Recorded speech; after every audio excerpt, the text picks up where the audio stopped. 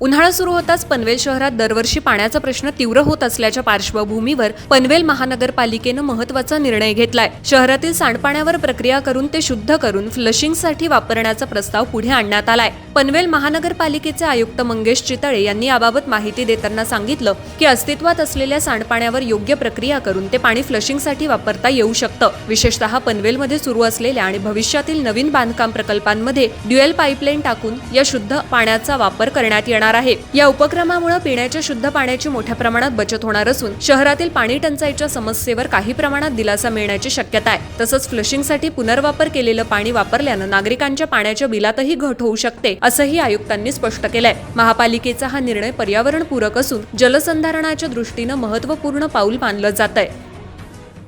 शहराला सद्यस्थितीमध्ये पाण्याचा जो भीषण प्रश्न आता आपल्याला उद्भवतो आहे त्या अनुषंगाने अस्तित्वामध्ये असलेले सांडपाणी जे आहे त्याच्यावरती मलनिःसरण प्रक्रिया त्या आपण एसटीपी बांधतो त्या पद्धतीने टीटीपी बांधायची, टर्शियरी ट्रीटमेंट करायची त्यावरती।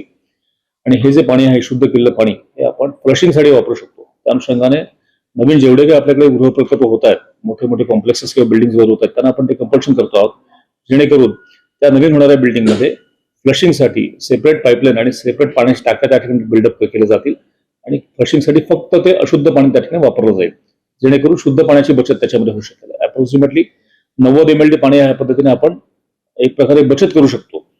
त्यामुळे पाण्याची बचत पण नागरिकांची होईल, पाण्याचे बिल देखील नागरिकांना कमी होऊ शकतं।